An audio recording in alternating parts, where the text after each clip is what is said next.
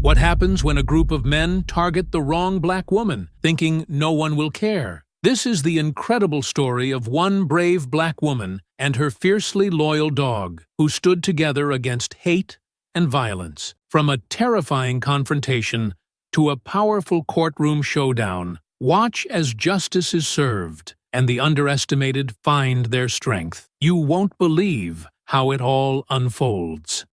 The late afternoon sunlight filtered through the towering oaks lining the quiet suburban street. Mrs. Eleanor Davis adjusted her sun hat, the silver locket around her neck glinting as she clasped Duke's leash. The Rottweiler, a broad and muscular dog with a glossy coat, trotted beside her, ears perked and steps confident. This was their daily ritual, an afternoon walk through the neighborhood that had been her home for over 40 years. The town had its quirks, its moments of warmth and discomfort, but Eleanor remained steadfast in her pride. The locket and bracelet she wore carried memories of her late husband, Samuel. They weren't lavish, but they were hers, and she wore them like a badge of her life's legacy. "Ready, boy?"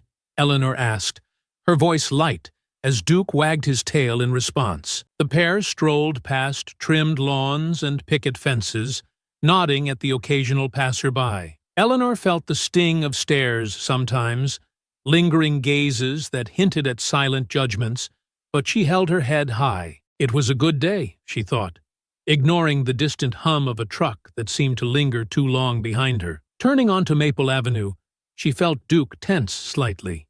His ears twitched, his posture growing alert. Eleanor glanced back, noticing a pickup truck slowing to a crawl a few houses down. 4 men, all young and broad-shouldered, leaned out of the windows. Their laughter carried across the quiet street, harsh and grating. "Just keep walking," Eleanor whispered to herself, gripping Duke's leash more tightly. He let out a low growl, as if sensing her unease. "Nice dog!" one of the men shouted, his tone laced with mockery. Eleanor didn't respond, keeping her pace steady. The truck stopped abruptly, and the men climbed out. "Afternoon, ma'am," the tallest of the group called out, his grin as cold as his voice. The others flanked him, their expressions a mixture of amusement and menace. "Nice jewelry you got there," another added, nodding toward her necklace. Eleanor's heart quickened, but she didn't stop walking. "It's a beautiful day, isn't it?" she replied evenly, her voice steady despite the chill creeping up her spine. Duke moved closer, his growl growing louder. The men didn't flinch, and Eleanor's walk turned into a slow, calculated march toward safety. "Where you headed so fast?" one of them jeered, stepping in front of her path. Eleanor paused, gripping Duke's leash tightly. "Just taking a walk," she said, her tone calm but firm. Behind her, the sun dipped slightly lower, casting long shadows on the street. Eleanor didn't flinch, her hand steady on Duke's leash. The men's laughter rang in her ears, grating and venomous, but she refused to look away. Duke growled again, his powerful body tense, ready to spring if needed. The tallest man leaned in closer, his face a mask of mocking politeness. "We're just admiring, that's all," he said, his eyes darting to the glinting necklace around her throat. "Don't get all defensive, ma'am. Ain't no harm in appreciating fine jewelry." "Admire it from a distance," Eleanor replied sharply, taking a deliberate step forward. Duke moved with her, his growl deepening.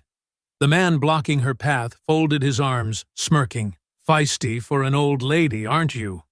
What are you so scared of? Us?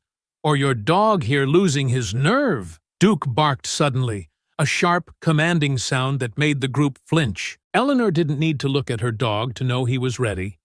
His loyalty was unwavering, and it gave her the strength to face them. "You should listen to him," Eleanor said calmly. "He's got better judgment than you." The red-faced man scoffed, stepping closer with a swagger. "Look, we ain't here to hurt you, unless you make us. Just hand over the necklace, maybe the bracelet too, and we'll be out of your hair." "Out of my hair?" Eleanor's voice sharpened, her grip on Duke's leash tightening. "What makes you think you can threaten me like this and walk away?" "Because no one cares," another man interjected, his voice laced with venom. "You're just some old black lady. You think anyone's going to give a damn about what happens to you in this country? Please. Eleanor's expression didn't falter, but her chest tightened at the hateful words. She knew the undercurrents of their town, the prejudice that emboldened men like these, and the belief that her life was somehow worth less, but she wasn't about to show weakness. You picked the wrong woman to mess with, Eleanor said firmly. And if you don't back off, you're going to regret it. The tallest man laughed, shaking his head. Regret it? Lady, we're giving you a chance here. Just hand over the goods, and no one gets hurt. You wouldn't want this to get messy. Duke barked again, louder this time, cutting off the man's words. His muscles coiled as if ready to pounce, his teeth bared in warning. The tension in the air grew thicker, the men exchanging uneasy glances even as they tried to maintain their bravado. The man closest to Duke stepped forward hesitantly, pointing at the dog. That mutt's all bark. No bite. You can't scare us with your furry little bodyguard. Try me, Eleanor said coldly. Her voice was steady, her gaze unwavering. I promise you, he's not bluffing, the red-faced man snorted, trying to laugh off the moment. Yeah, right. What's he gonna do? Drool us to death? Eleanor took a step forward, her voice dropping to a sharp edge. He'll do whatever it takes to protect me, and you'll wish you had listened. For a brief moment, the group hesitated. Duke's growls seemed to fill the street, echoing off the houses around them. But the red-faced man shook his head, turning to his companions. She's full of it. Let's just take what we came for. The tallest man nodded, stepping closer. Fine. You don't want to cooperate? Guess we'll have to take it the hard way. The four of them began to spread out, moving to encircle Eleanor. She stepped back, keeping Duke close, her heart pounding in her chest. She knew she couldn't outmatch them physically, but she also knew Duke was more than capable of holding his own. You're making a mistake, Eleanor warned, her voice unwavering. Walk away now, while you still can. The tallest man sneered. Lady, you talk a big game for someone with no backup. Who says I'm alone? Eleanor countered, her eyes flicking to the neighbor's security camera perched above a nearby garage. She didn't know if it was recording, but she hoped the subtle gesture would give them pause. The men followed her gaze but quickly dismissed it. The red-faced man rolled his eyes. Yeah, someone's always watching. Save it. No one's coming to help you. One of the men darted forward, testing Duke's resolve. The dog barked ferociously, snapping his jaws just inches from the man's outstretched hand. The would-be attacker stumbled back, cursing under his breath. Damn, dog, he shouted. This ain't worth it. Yes, it is, the tallest man snapped. She's bluffing. That mutt can't take all of us. Eleanor held her ground, her voice cutting through the growing chaos. He won't have to. The street seemed to hold its breath as the men circled closer, their taunts growing sharper, their movements more deliberate. Duke's growls were unrelenting now, a steady, menacing vibration that echoed in the heavy afternoon air. Eleanor stood her ground, her pulse racing, but her gaze steady. Last chance, the tallest man said, his voice cold and sharp. Give us the damn necklace, or we'll take it. Your mutt can't stop all of us. Eleanor glanced down at Duke, his lips pulled back to reveal glistening teeth. You think you're the first cowards to try and take what doesn't belong to them? Go ahead, she said coolly. See how that works out for you. The challenge was enough to push the men over the edge. The red-faced man lunged first, aiming for Eleanor's arm. Duke sprang forward like a tightly wound spring released, his bark piercing and ferocious. His teeth sank into the man's sleeve before he could reach her, yanking him backward with a force that sent him sprawling onto the pavement. The man screamed, clutching his arm as he tried to kick Duke away. Get him off me! Get this damn dog off me! He bellowed, his voice laced with pain and fear. Call him off! One of the others shouted, his earlier bravado crumbling. Eleanor didn't flinch. I warned you, she said evenly, her grip on Duke's leash firm. This is on you, the tallest man cursed under his breath and motioned for one of the others to help. Get the dog off him, he barked, but none of them dared move closer. Duke released his grip on the red-faced man and stood over him, snarling, his hackles raised like a lion guarding its territory. "Come on, we've got numbers," one of the men urged, though his voice shook. "It's just a dog." "Just a dog?" Eleanor said sharply, her voice cutting through the panic. "He's more loyal and capable than any of you." Another man darted forward, this time trying to grab Duke's leash. Duke spun quickly, his powerful jaws snapping dangerously close to the man's hand. The would-be attacker recoiled, stumbling back into his companions. "You're all pathetic," Eleanor said, her voice steady. "4 grown men, and you can't even handle one old lady and her dog." The tallest man's face twisted in anger. "Enough of this!" he shouted, his temper snapping. He reached for Eleanor directly, grabbing at the chain around her neck. Before he could tug it free, Duke lunged again, this time aiming higher. His teeth latched onto the man's jacket, shaking him violently. "Stop! Stop!" the man screamed, flailing as he tried to shove Duke away. His companions hesitated, clearly torn between helping and running. The red-faced man, still clutching his injured arm, snarled from the ground. "She's not worth this. Let's just leave." But the tallest man wasn't ready to back down. "No way! Not until we get what we came for." His words were defiant, but the desperation in his tone was impossible to miss. Eleanor stood rooted, her hand still gripping Duke's leash. Her eyes swept the scene, landing briefly on the security camera across the street. She knew it was capturing every second, every desperate motion, every hateful word. That camera was her witness, and it gave her the strength to speak again. "Leave now," she said firmly, her voice unyielding, "and maybe you'll walk away with what little dignity you have left." "You think you're in control here?" another man sneered, though his voice trembled. "We're not scared of you. Then why are you still standing there?" Eleanor shot back, her tone icy. "You had every chance to walk away, and you chose this instead." The tallest man finally shoved Duke off and staggered back, his face red with fury and embarrassment. "We're not leaving empty-handed," he snarled, spitting onto the pavement. "You'll regret this." Duke barked again, louder this time, advancing a step toward the men.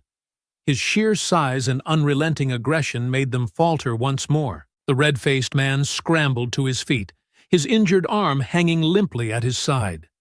He looked to his companions, but none of them met his gaze. "This is a waste of time," one muttered, his voice low and shaky.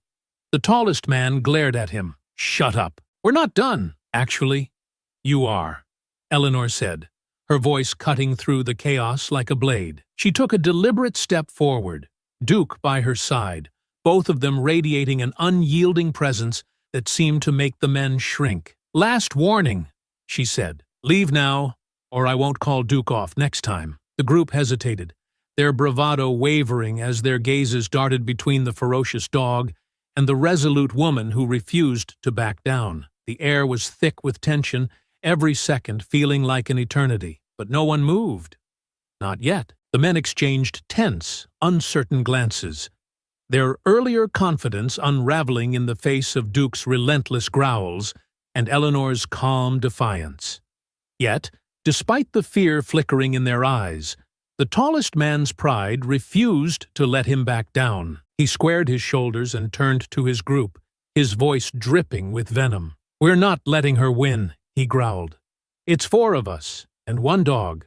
She can't stop all of us." Eleanor raised an eyebrow, her hand firm on Duke's leash. "4 of you? Seems like my dog's already outmatched you." Her words cut deep, and the red-faced man cursed under his breath, clutching his injured arm. "Let's just take her stuff and go. I'm not sticking around to get bit again." "She's bluffing," the tallest man snapped, stepping closer. "She can't control that dog forever." Duke barked sharply, cutting through the heavy tension like a knife. The sound echoed off the quiet suburban homes, startling the men once more. But this time, the tallest man lunged without warning, his hands outstretched toward Eleanor's necklace. The sudden movement ignited chaos. Duke surged forward, breaking Eleanor's steady grip on the leash. The dog's powerful body collided with the man, knocking him to the ground with a resounding thud. His scream pierced the air as Duke pinned him, growling ferociously, his teeth bared inches from the man's face. "Help me!" the man shouted, his voice cracking. He struggled against Duke's weight, his bravado entirely gone. "Get him off!" But the others hesitated, their courage evaporating as they watched their leader grapple with the massive dog. One man took a step forward, but Duke snarled, snapping his teeth in a warning that froze him in his tracks. "Not so brave now, are you?" Eleanor said coldly, standing tall despite her racing heart. "Shut up!" one of the others yelled, but his voice lacked conviction. The sound of his shout was quickly drowned out by something else, a distant wailing sound growing louder with every passing second. Sirens. The men's heads whipped around, the telltale sound of police sirens sending a ripple of panic through the group. One of them swore loudly, his face paling. "Cops! We gotta go." "Not without him!"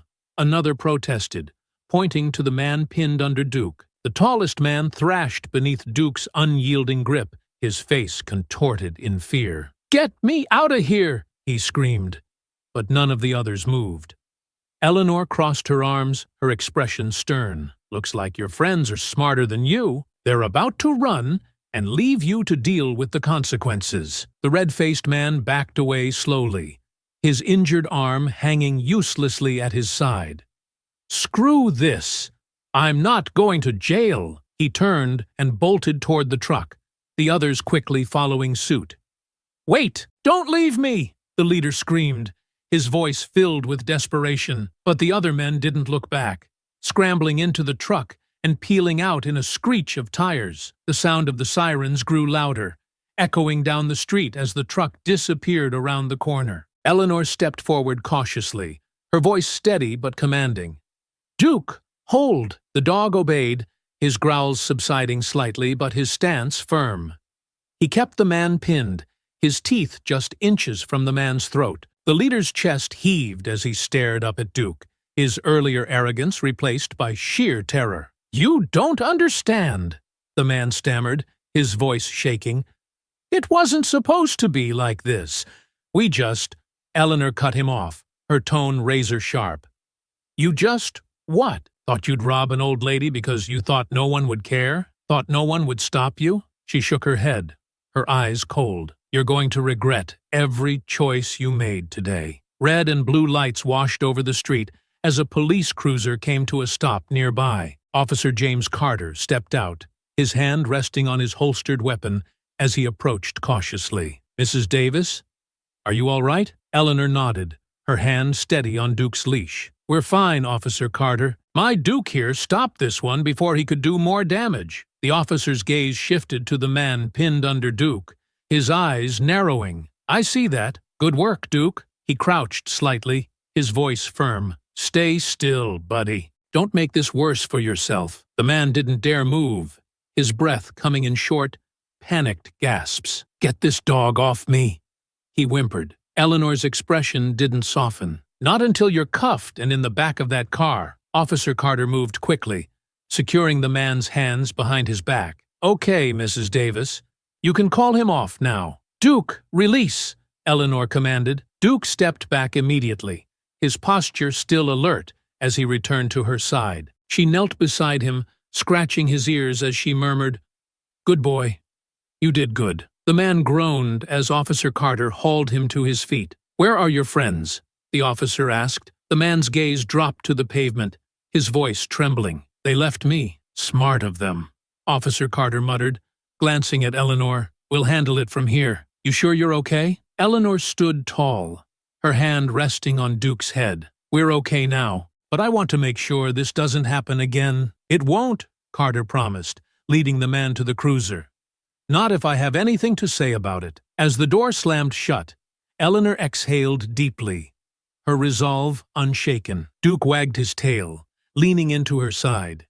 She gave him a small smile. "Let's go home, boy." Eleanor stood on the sidewalk in front of her house, watching as the last police cruiser drove away. The street was quiet again, but the tension in the air was palpable. Duke sat at her feet, His ears perked as he scanned the surroundings, still on high alert. She gave him a reassuring pat on the head, though her own nerves were far from calm. Her thoughts swirled as she replayed the confrontation. The men's hateful words echoed in her mind, their entitlement and venom fueling her resolve. She took a deep breath, readying herself for what she knew was coming next. Her phone buzzed in her pocket, breaking her reverie. Pulling it out, she saw Officer Carter's name on the screen. "Mrs. Davis," his steady voice greeted her. "I wanted to let you know we've got the man your dog stopped in custody. We'll need you to come down to the station to give a full statement." Eleanor straightened, her voice firm. "Of course, I want to see this through." A short time later, Eleanor stepped into the police station, the bustling atmosphere contrasting sharply with the quiet resolve she carried. Duke remained at home, resting after his heroics, but she felt his presence like a steadying anchor. Officer Carter greeted her at the front desk and led her down a corridor to a small interview room. "Thanks for coming in," Carter said, gesturing to a chair. He set a clipboard on the table and sat across from her. "We've got Brian Tanner in holding. The man Duke stopped. He's being less than cooperative, but I thought you might like to have a word with him before we go through your statement." Eleanor's eyes narrowed. "You're saying I can talk to him?" Carter nodded. "Within reason. Sometimes hearing from the victim can shake things up. Just know I'll be right there." Eleanor hesitated for a moment, then squared her shoulders. "Take me to him." A guard escorted Eleanor into the holding area, where a steel door opened to reveal a small room with a table and 2 chairs. Brian Tanner sat slouched in one of them, his face pale and his arm in a hastily bandaged sling. His earlier bravado was gone, replaced with a mixture of irritation and unease. Eleanor stepped inside, her heels clicking against the floor. She met his gaze, her expression calm but unyielding. "Brian Tanner," she said, her voice steady. "So that's your name." Brian leaned back in his chair, his lips twisting into a smirk that didn't reach his eyes. "What's it to you, lady?" Eleanor took the seat across from him, folding her hands neatly on the table. "You and your friends decided to attack me in the middle of the day. I think I have the right to know who thought they could get away with it." Brian scoffed, his smirk fading slightly. "Attack? We didn't attack you. We just wanted what you had. You didn't have to make it a big deal." "A big deal?" Eleanor's voice sharpened, and she leaned forward. "You and your friends stalked me, threatened me, and tried to rob me. That dog of mine saved you from a worse fate, Mr. Tanner. If you had gotten what you wanted, would it have stopped there?" Brian's jaw tightened, but he didn't respond. "You thought no one would care," Eleanor continued, her tone cutting. "You thought I'd be easy prey, because I'm old and black, and you figured no one would stand up for me. Isn't that right?" Brian's smirk vanished entirely. He looked away, his fingers tapping anxiously against the table. "I don't have to listen to this," he muttered. Eleanor leaned back, her expression cold. "No, you don't. But you'll listen to the judge when this all goes to trial. And trust me, they're going to hear every detail. The security camera caught everything. There's no hiding from what you and your friends did." Brian shifted uncomfortably, his shoulders slumping. "They ran," he said bitterly. "They left me there." "Cowards," Eleanor said bluntly. "But you followed them. You chose this. Now you get to live with the consequences." Brian shot her a glare, but it lacked the fire he had shown earlier. "You don't know anything about me." "I know enough," Eleanor replied. "I know you thought you were untouchable. I know you thought you could intimidate me. But let me tell you something, Mr. Tanner. You've got nothing I'm afraid of." Before Brian could respond, the door opened, and Officer Carter stepped inside. "That's enough," he said, nodding toward Eleanor. "Thank you, Mrs. Davis. I think we've got what we need." Eleanor stood, her gaze lingering on Brian for a moment longer. "You should start thinking about how you got here, Mr. Tanner, because this is only the beginning of your reckoning." With that, she left the room, her footsteps echoing down the hall. Carter followed her back to the interview room, where she sat down once more to complete her statement. Her mind remained steady, her resolve as strong as ever. The fight for justice was far from over, but she was ready. Eleanor sat at her kitchen table the next morning, a steaming cup of coffee in her hands. The events of the previous day lingered in her mind, vivid and unshakable. Duke lay at her feet, his head resting on his paws, occasionally glancing up at her as if sensing her lingering tension. Her phone buzzed on the counter, and she reached for it, recognizing Officer Carter's number. "Good morning, Mrs. Davis," his voice greeted her, steady and reassuring. "I thought you'd like to know.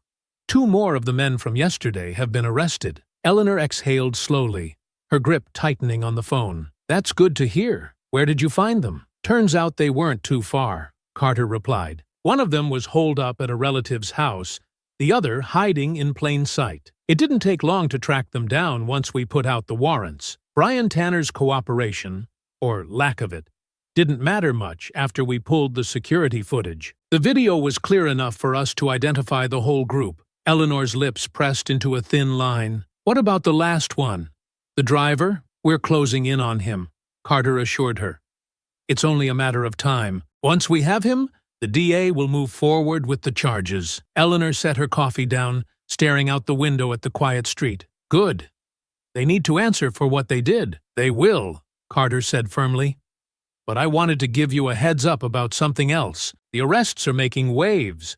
Local media picked up the story, and it's already causing some reactions." "Reactions?" Eleanor asked, her voice sharpening. "There's a lot of talk," Carter admitted. "Most of it's supportive, but you know how these things go. Some folks are already trying to spin this, saying it's not as bad as it looks, or that the men didn't mean any harm. The usual nonsense." Eleanor's jaw tightened. "Let them talk. The truth is on our side." Later that afternoon, Eleanor found herself at the grocery store. As she moved down the aisles, she noticed the glances, some curious, some sympathetic, and a few pointed stares that carried thinly veiled judgment. A woman she recognized from the neighborhood stopped her near the produce section. "Eleanor, I heard about what happened," the woman said, her voice hushed but insistent. "Are you all right?" "I'm fine, thank you," Eleanor replied, her tone polite but measured. "Duke and I handled it." The woman nodded, but her expression wavered. "It's just such a shame, isn't it? Young men these days, they just don't think." Eleanor's eyes narrowed slightly. "No, they don't. But this wasn't a matter of not thinking. They knew exactly what they were doing." The woman flinched at Eleanor's sharp tone, but quickly recovered, offering a tight smile before excusing herself. Eleanor watched her retreat, a mix of frustration and determination swirling within her. That evening, Eleanor turned on the television, flipping through channels until she landed on the local news. The reporter stood in front of the police station, a somber expression on her face as she recounted the incident. "The arrests of 2 additional suspects today bring the total to 3.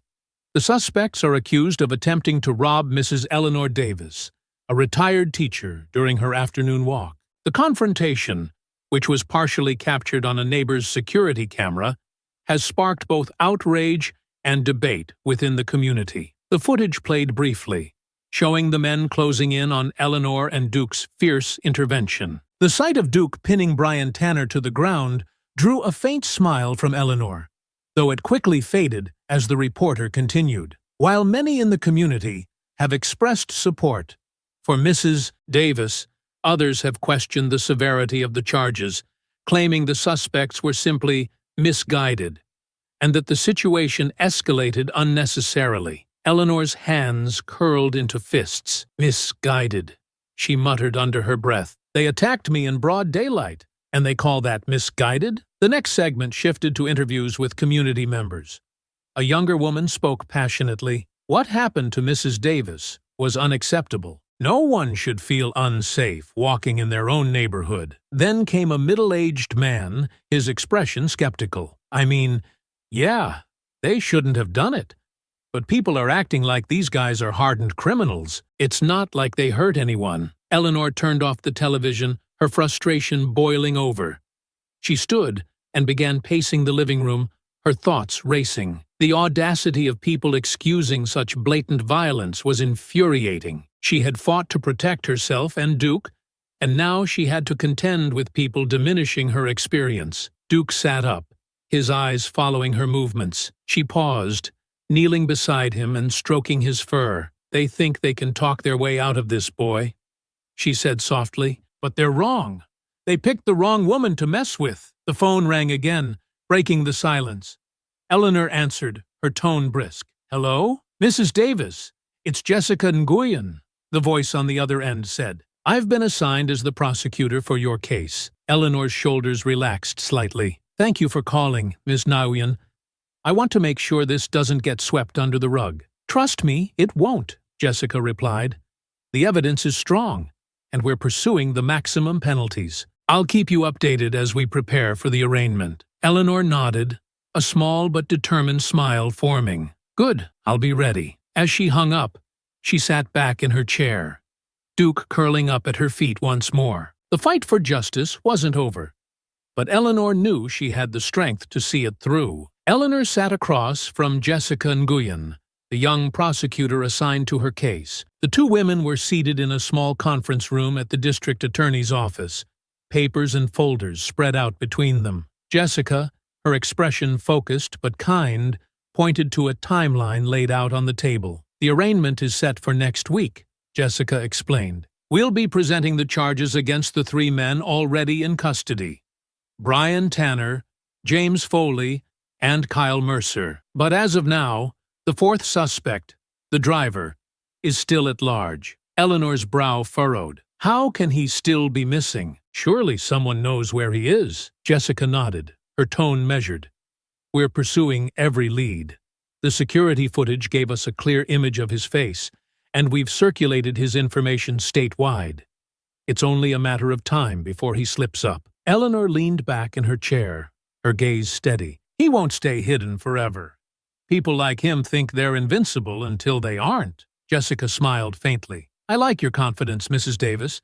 In the meantime, we'll focus on preparing for the trial. Your testimony, along with the footage, and Officer Carter's report, will form the backbone of the case." Eleanor nodded. "I'll be ready. These men need to be held accountable, not just for what they did to me, but for thinking they could get away with it." Later that afternoon, Eleanor decided to take Duke for a walk in the park, a welcome reprieve from the mounting tension of the case. The late autumn air was crisp, and the sound of leaves crunching underfoot provided a soothing rhythm as she strolled along the path. Duke trotted happily beside her, his tail wagging as he sniffed at every tree and bush. The park was quiet, with only a few other people scattered about. Eleanor paused at a bench, letting Duke explore a patch of grass nearby. She watched him fondly, her thoughts momentarily drifting away from the trial. But Duke's behavior suddenly changed. His body stiffened, and his ears perked up as he sniffed the air with sharp, deliberate motions. A low growl rumbled in his throat, and he turned toward a cluster of trees on the far side of the park. "Duke?" Eleanor called, her voice tinged with concern. "What is it, boy?" The dog didn't respond, instead pulling at his leash with a strength that caught her off guard. She followed his lead, her heart quickening as he led her toward the trees. The closer they got, the more intense Duke's growls became. Emerging from the shadows of the trees was a man, his face partially obscured by a hoodie. He froze when he saw Eleanor and Duke, his eyes darting around as if calculating his chances of escape. Eleanor's eyes widened in recognition. "It's him," she whispered. "The driver, the final member of the group." The man hesitated for only a moment before breaking into a sprint, weaving through the trees in a desperate attempt to flee. But Duke was faster. With a sharp bark, he surged forward, pulling the leash from Eleanor's hands as he tore after the man. "Duke, stop him!" Eleanor called, her voice steady despite the adrenaline coursing through her veins. Duke closed the distance in seconds, leaping onto the man and knocking him to the ground. The man let out a panicked shout as he struggled beneath the dog's weight, but Duke held firm, his growls loud and commanding. Eleanor hurried to the scene, her chest heaving from the rush. She pulled out her phone, quickly dialing 911. "This is Eleanor Davis," she told the dispatcher, her voice steady. "I've found the fourth suspect from the robbery. My dog has him pinned in Eastwood Park. Send officers immediately." The man squirmed beneath Duke, his voice desperate. "Get him off me!" "I didn't do anything." Eleanor's expression hardened as she stepped closer. "You did plenty. And now you'll face the consequences." Within minutes, the sound of sirens echoed through the park. A patrol car pulled up near the trail, and two officers approached quickly, their hands hovering near their holsters. They paused briefly, taking in the sight of Duke standing over the man. Eleanor raised a hand, her voice calm. "It's him. Duke's holding him." One of the officers stepped forward cautiously. "Ma'am, can you call off your dog so we can take him into custody?" Eleanor knelt beside Duke, her hand on his head. "Duke, release," she commanded firmly. The dog stepped back immediately, his eyes still locked on the man as the officers moved in to cuff him. The man protested weakly as he was hauled to his feet. "It wasn't my idea. It was Tanner's plan. I was just the driver." "Save it for the judge," one of the officers said, leading him to the patrol car. Eleanor watched as the man was loaded into the back seat, her heart pounding with a mixture of relief and triumph. She looked down at Duke, who wagged his tail and nuzzled her hand. "Good boy," she murmured. "You did it again." The officers approached her, one of them tipping his hat. "Thanks to you and your dog, we've got the whole crew now. They'll all be facing justice." Eleanor smiled faintly, her hand resting on Duke's head. "That's all I wanted." As the patrol car drove away, Eleanor turned back toward the park's path, her steps steady and sure. Duke walked beside her, his tail wagging confidently. The fight wasn't over yet, but Eleanor knew she'd already won a major battle. Eleanor sat once again in the familiar interview room at the police station, Duke resting at her feet. The capture of the final suspect, Michael "Mick" Lewis, had brought her a measure of relief, but questions lingered in her mind. Why had he been hiding in the park, so close to where the incident had occurred? She hadn't been able to shake the feeling that there was more to his story. Jessica Nguyen entered the room, her expression a mix of satisfaction and determination. She set her files on the table, giving Eleanor a nod. "Good to see you again, Mrs. Davis. Thanks for coming in." Eleanor leaned forward slightly. "Have they questioned him yet? Mick Lewis? I want to know why he was in that park." Jessica sat down and folded her hands over the files. "He's talked a little, mostly trying to downplay his role. Officer Carter just finished questioning him. Let me bring him in so you can hear for yourself." Minutes later, the door opened, and Mick was escorted in, his hands cuffed. His hoodie was gone, revealing a thin man with nervous eyes and a pale complexion. He glanced at Eleanor, then quickly looked away, his shoulders hunched as he was guided into the chair across from her. Eleanor's gaze was steady. "So, Mr. Lewis," she began, her voice sharp but calm, "you were the last one caught, and in the same neighborhood where it all happened. Care to explain?" Mick hesitated, his gaze darting to Jessica and then to the officers standing by the door. I didn't know you'd be there," he stammered. "I wasn't trying to find you. I was just hiding." "Hiding?" Eleanor raised an eyebrow. "In plain sight? That doesn't sound like a very smart move." Mick squirmed in his chair. "I didn't have anywhere else to go. My buddies bailed on me, left me with nothing. I figured the park was quiet enough to lay low. Didn't think anyone would notice me." "You thought wrong," Eleanor replied firmly. "And what about that day? Why were you involved at all?" Mick sighed, leaning back in his chair. "Tanner told me it'd be easy money. He said we'd just scare some old lady and grab some jewelry. No one was supposed to get hurt. I was just the driver. I didn't touch you. That's supposed to make it better." Eleanor's voice rose slightly, her eyes narrowing. "You sat there, ready to speed away with whatever they stole, and you think that absolves you?" Mick's head dropped, and he muttered, "I didn't think it'd go that far." Jessica stepped in, her tone firm. "But you stayed in that truck and drove them to the scene, Mr. Lewis. You were a willing participant, and that makes you just as guilty as the others." Mick's shoulders slumped. "Look, I messed up. I get it. But Tanner's the one who planned it all. He was the one who said no one would care about her.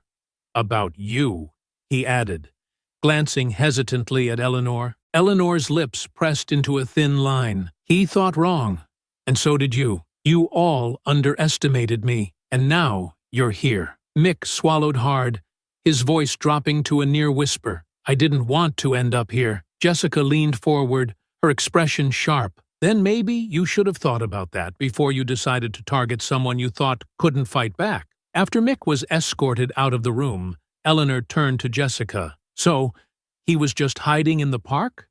Waiting for this to blow over? Jessica nodded. That's his story. Frankly, it lines up.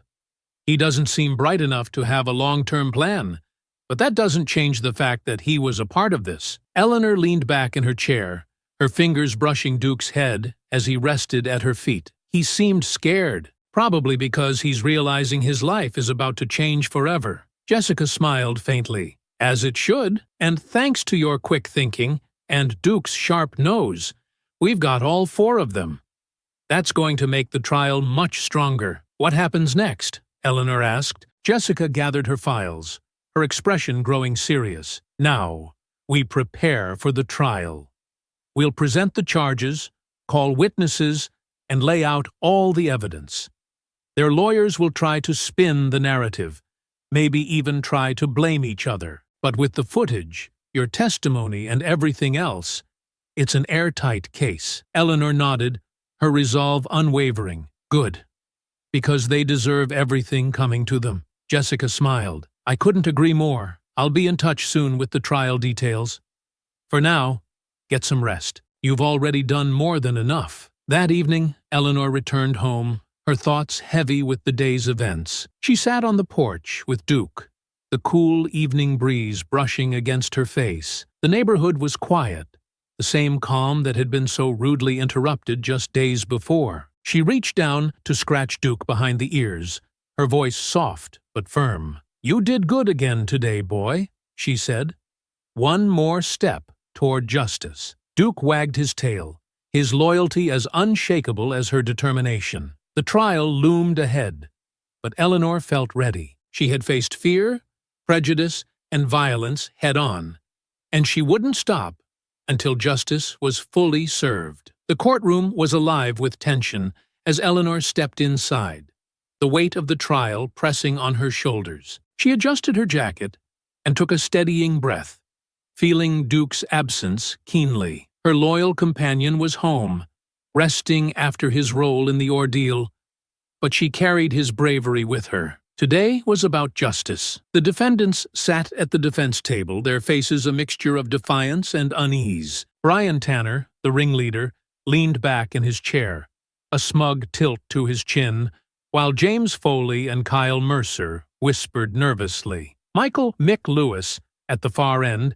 kept his gaze fixed on the table, avoiding eye contact with anyone. Eleanor's eyes met Jessica Nguyens across the courtroom. The prosecutor was arranging her files with precision, her movements calm but purposeful. She gave Eleanor a small nod of encouragement before rising and stepping toward the jury. Jessica's voice filled the room, clear and commanding. She painted a vivid picture of the events, describing how four men had targeted Eleanor, thinking she was vulnerable, thinking no one would care. She explained how they had underestimated her resolve and the fierce loyalty of her dog. The evidence, she promised, would leave no doubt about their intent and actions. Eleanor sat quietly, listening as Jessica's words flowed seamlessly, laying the groundwork for the trial. When it was her turn to testify, she walked to the stand with her head held high. She adjusted the microphone and took a deep breath. Eleanor recounted the events with unwavering clarity. She spoke about her afternoon walk, how she noticed the truck slowing, how the men's taunts escalated into threats. Her voice remained steady, even as she described the moment Duke leapt to defend her. She didn't embellish. The truth was powerful enough on its own. When Jessica asked her what the men had said to her, Eleanor's expression hardened. She repeated their words verbatim. How they thought no one would care what happened to her, how they believed she was an easy target. Her words hung in the air, the weight of them pressing on everyone in the room. The defense attorneys tried to chip away at her testimony. They framed their questions carefully, suggesting the defendants had been misguided rather than malicious. One asked whether Brian Tanner truly intended to harm her, or if he had just wanted to scare her. Eleanor didn't flinch. She replied firmly that Tanner had lunged at her, trying to rip her necklace from her neck. It wasn't about scaring her, she said, but about taking what he wanted without regard for her. Another attorney tried to suggest that Duke's actions had escalated the situation unnecessarily. Eleanor's sharp gaze pinned him in place as she reminded the court that Duke had acted in defense of her and himself, responding to a direct threat. She added that if the men had left when warned, Duke wouldn't have had to intervene. As she stepped down from the stand, Jessica gave her an approving look. Eleanor returned to her seat, feeling a mixture of exhaustion and resolve. Officer James Carter took the stand next, his testimony providing the factual backbone of the case. He described the initial 911 call, the scene when he arrived, and the subsequent arrest of Brian Tanner. His words were precise and professional, leaving little room for interpretation. The highlight of Carter's testimony was the security footage. The video played on a large screen, showing the confrontation in stark detail. The jury watched as the truck slowed. The men stepped out, and the situation escalated. The footage captured the aggression of the defendants, the ferocity of Duke's defense, and Eleanor's composed defiance. Gasps rippled through the courtroom as the video ended, the silence that followed heavy with understanding. When Michael "Mick" Lewis took the stand, his demeanor was markedly different from his co-defendants. Having agreed to cooperate in exchange for a reduced sentence, he avoided looking at Tanner and the others.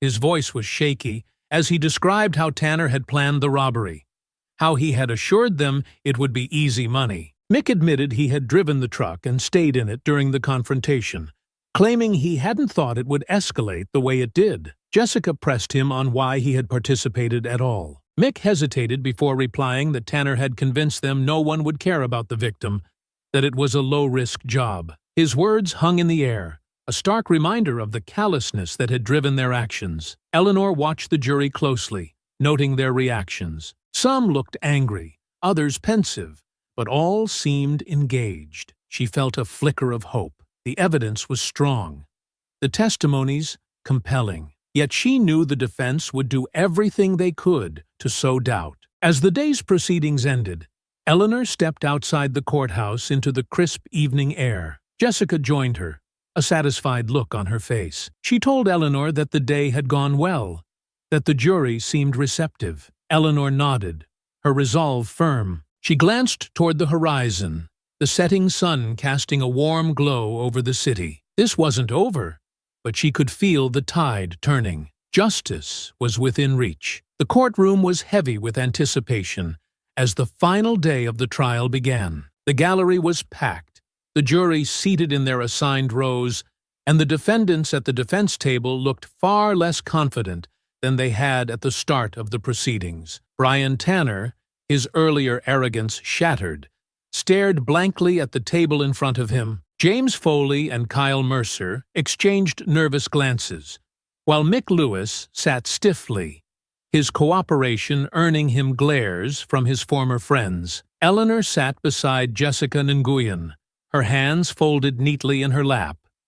She had said everything she needed to say, and now it was up to the jury. Jessica had presented the case with clarity and passion, leaving no doubt about the malicious intent of the defendants. The security footage, Eleanor's testimony, and Mick's reluctant confession had painted a vivid picture of the crime. Judge Anita Reynolds called the court to order, her gavel echoing through the room. "Ladies and gentlemen of the jury, have you reached a verdict?" she asked, her tone firm and authoritative. The foreperson stood, a middle-aged woman with a composed demeanor. "We have, Your Honor. Please read the verdict," the judge instructed. The foreperson unfolded a piece of paper, her voice clear as she spoke. "In the matter of the state versus Brian Tanner, James Foley, Kyle Mercer, and Michael Lewis, we find the defendants guilty on all charges, including attempted robbery, assault, and intimidation." A ripple of murmurs swept through the gallery. Eleanor sat still,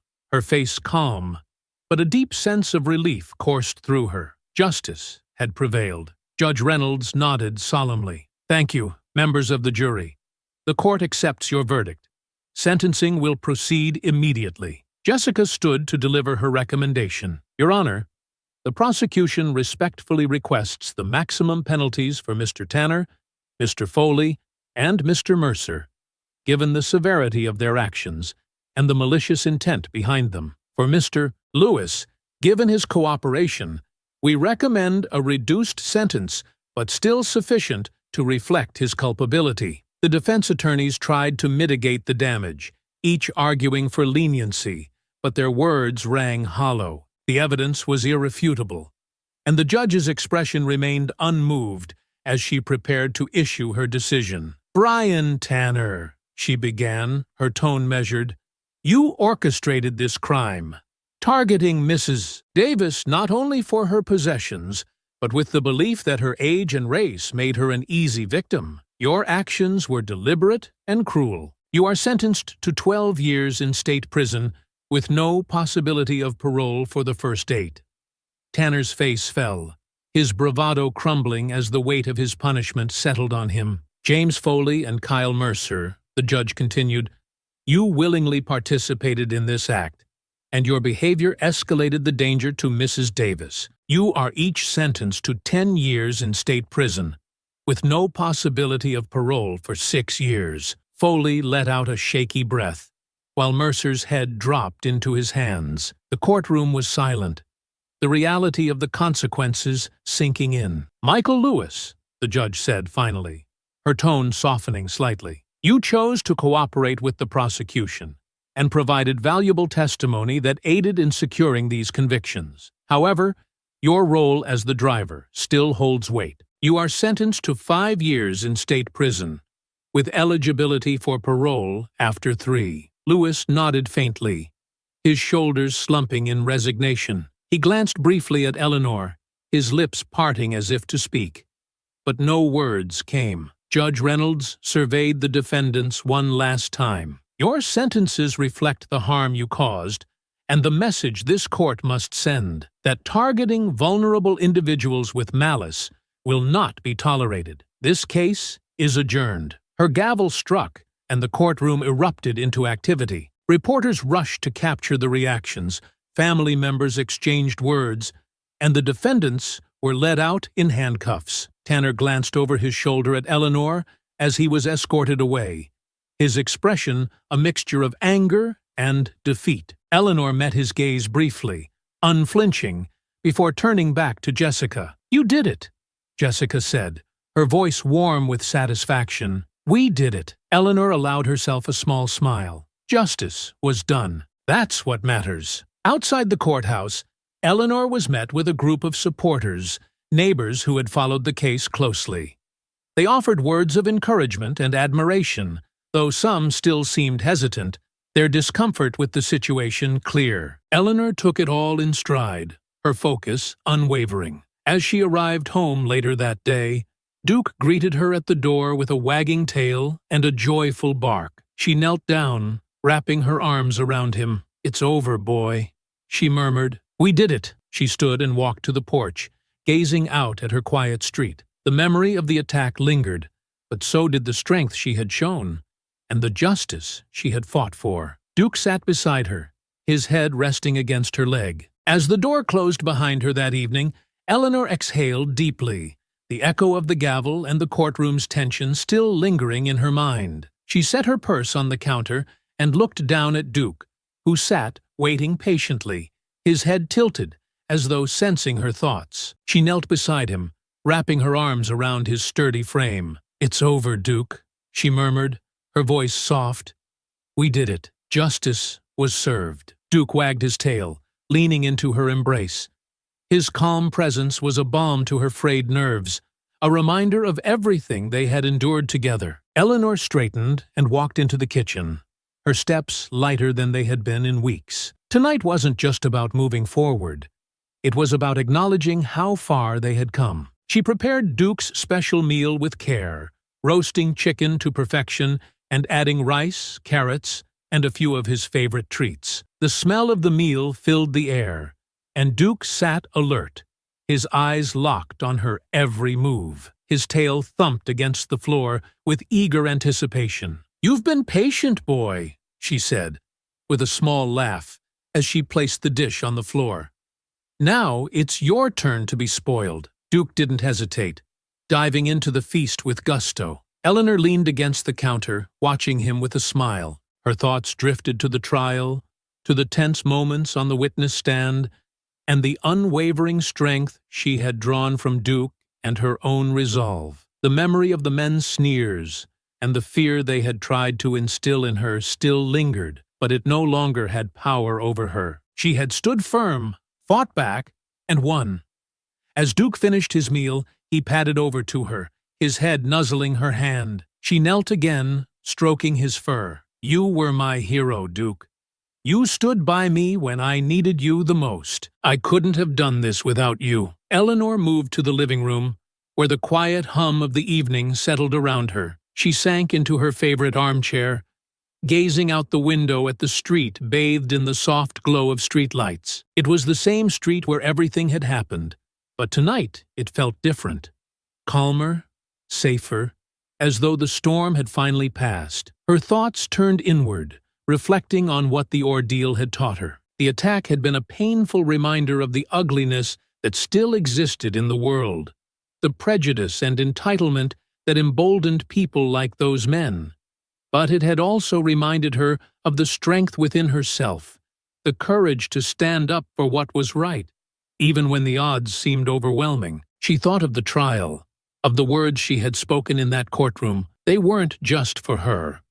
They were for every person who had been dismissed, underestimated, or dehumanized. The jury's verdict had been a victory, not just for her, but for the idea that people like her mattered, that justice could prevail. Duke nudged her hand again, pulling her from her thoughts. She smiled down at him, his presence a comforting reminder that she hadn't faced any of it alone. He had been her protector, her ally, and her friend through it all. "You deserve a little more," she said, rising and retrieving a new toy she had bought him. A sturdy rope with knots on both ends, something Duke could sink his teeth into without tearing it apart in seconds. She tossed it to him, and he pounced on it with enthusiasm, wagging his tail as he carried it to his favorite spot. Eleanor watched him play, her smile growing. "You've earned that. And so much more, boy." Later, as the evening wore on, she retrieved his leash and opened the front door. The cool night air greeted her, and Duke bounded to her side, ready for their walk. She clipped the leash onto his collar and stepped out onto the quiet street. The neighborhood felt peaceful now, the tension and fear that had once tainted it now replaced with a sense of calm. The same neighbors who had once turned a blind eye had offered words of support after the trial. Change, Eleanor thought, didn't happen overnight, but it started with small steps. As they walked, Eleanor allowed herself to savor the moment. The stars above seemed brighter, the air crisper. She felt lighter, unburdened by the anger and fear that had clung to her. The journey had been long, but it had taught her something she would carry forever. That standing up to injustice, no matter how daunting, was always worth it. She glanced down at Duke, his ears perked as he trotted beside her. He was more than just a dog. He was her partner in resilience, her steadfast guardian. She reached down to pat his head, her voice soft but steady. "We're going to be just fine, Duke, better than fine." As they rounded the corner and headed back home, Eleanor felt a deep sense of gratitude. Gratitude for Duke, for the justice system that had worked, and for her own unyielding strength. They had faced darkness together and come out the other side stronger. Tonight, they would rest, but tomorrow, they would wake to a world that felt a little brighter. Together, they stepped into their home, leaving the past behind and embracing the promise of peace. Duke settled into his favorite spot by the couch, his new toy between his paws, while Eleanor sank into her chair with a contented sigh. The battle was over, but the life they had reclaimed stretched ahead of them, full of hope.